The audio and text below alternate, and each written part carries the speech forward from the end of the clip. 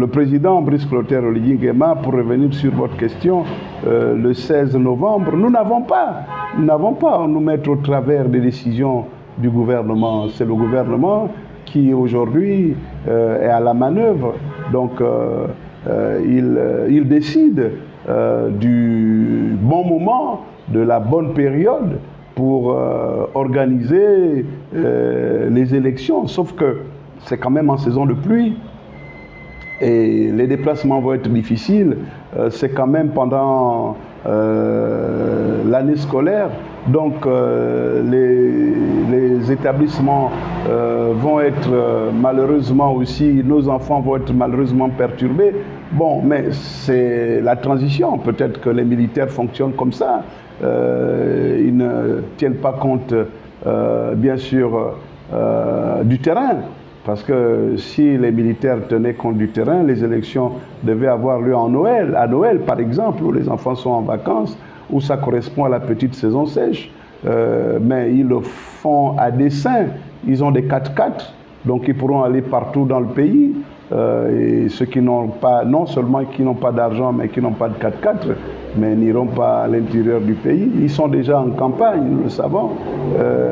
Mais le peuple gabonais a su dire non chaque fois qu'il a été, bien sûr, amené par la ruse, par la roublardise, lorsqu'elle a été amenée à choisir un dessein inavoué. Le peuple gabonais a dit non. Nous sommes témoins des résultats des élections de 2023. Le président Brice Clotaire Oligui Nguema, qui a interrompu le processus électoral de son propre chef, connaît les résultats de 2023.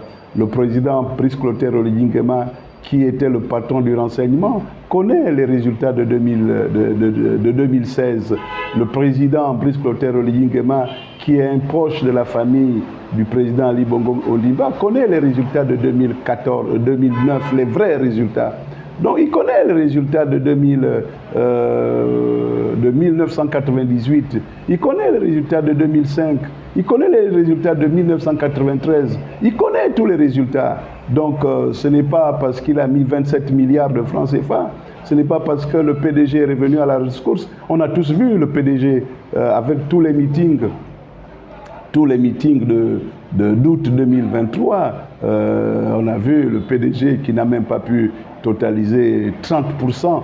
Donc, pour terminer, ce n'est pas un problème. Le peuple sait que le bilan supposé élogieux du président de la transition ne va pas interférer sur les résultats d'un référendum qui est plié. C'est le non, normalement, qui va l'emporter. Mais comme ça fonctionne toujours à l'envers, bon, on va venir nous donner les résultats d'un oui triomphant, mais écoutez, nous connaissons la vérité.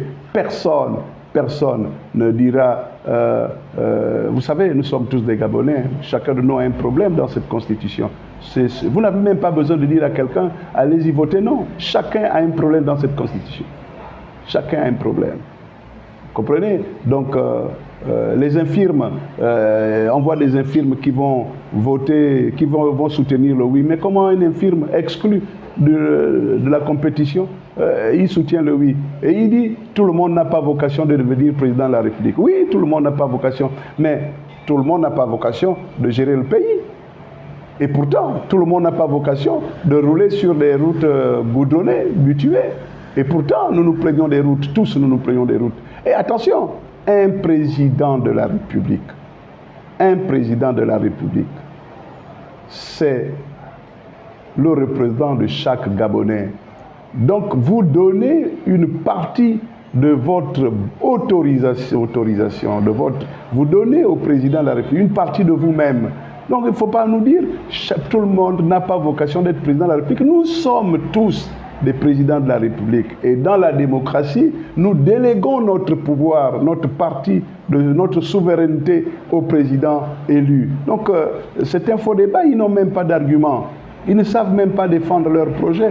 Tout le monde est candidat à l'élection présidentielle en République gabonaise. Mais comme on ne peut pas avoir 2 millions de candidats, Chaque Gabonais se retrouve derrière un candidat. Et donc, vous voyez cette constitution qui dit qu'on peut être... il y a les deux premiers qui arrivent, s'ils ne se sont pas départagés, ils vont au deuxième tour. Mais là, c'est tout le monde qui vote le président. Même si vous n'avez pas voté parce que vous êtes abstenu, l'abstention, c'est un mode de vote. Je ne suis ni pour, je ne suis ni contre. Donc vous avez une position. Comme je suis pour, je vote oui. Comme je suis contre, je vote non. Donc on est obligé de donner son avis.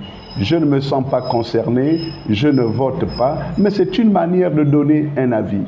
Donc monsieur, le 16 novembre, si le président de la transition a accepté de se faire flouer par ses propres amis, mais écoutez, nous on observe avec